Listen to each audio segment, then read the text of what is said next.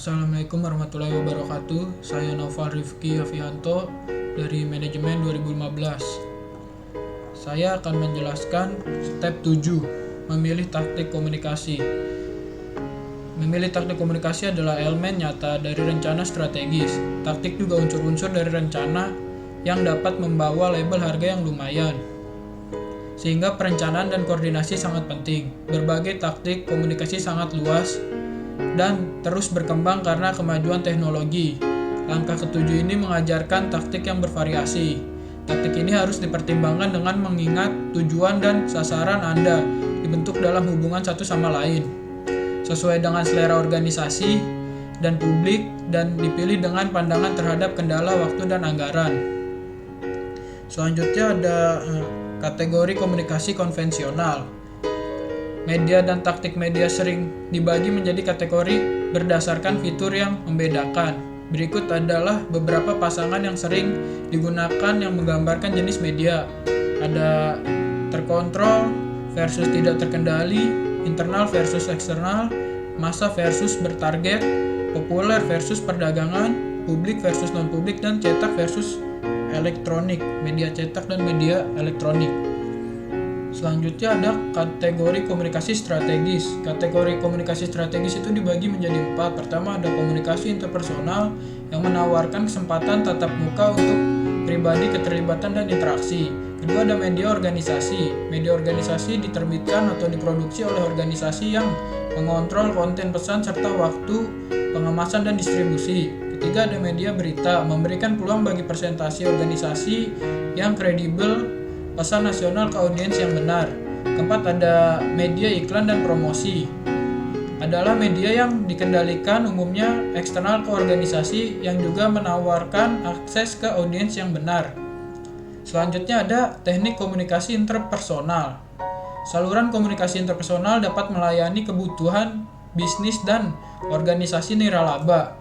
Dalam pertimbangan Anda tentang berbagai alat komunikasi, maka metode interpersonal harus mendapatkan perhatian pertama. Mari kita pertimbangkan strategi menggunakan teknik interpersonal dan kemudian kita akan melihat berbagai jenis tatap muka komunikasi yang dapat digunakan untuk tujuan hubungan masyarakat, yaitu ada keterlibatan pribadi, pertukaran informasi, dan acara khusus. Selanjutnya ada taktik media organisasi. Media organisasi mungkin untuk digunakan oleh publik mencari informasi. Mereka yang aktif mencari informasi tentang topik tertentu. Inilah orang-orang yang akan mengakses situs web, membaca brosur, atau menonton video. Media organisasi bisa mahal untuk digunakan, tetapi tidak dapat ditargetkan untuk spesifik publik dan individu. Mereka biasanya sangat hemat biaya. Misalnya taktik surat langsung dapat melibatkan biaya ongkos kirim yang tinggi. Namun dampak surat langsung jika dilakukan dengan benar lebih tinggi dari kebanyakan media lain. Dan dengan demikian hasilnya lebih besar.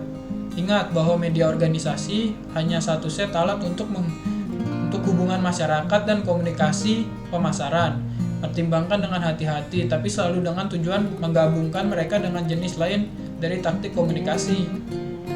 Selanjutnya ada taktik media berita. Media berita adalah kendaraan komunikasi yang ada terutama untuk informasi berita baru. Ada banyak variasi dalam kalangan media berita. Pertimbangkan kemungkinan. Biasanya ada media berita cetak seperti koran dan majalah, media siaran termasuk radio dan televisi, dan media berita interaktif termasuk wawancara dan konferensi. Meskipun semua media ini difokuskan pada berita, masing-masing memberikan kesempatan yang agak berbeda untuk hubungan masyarakat dan komunikasi pemasaran.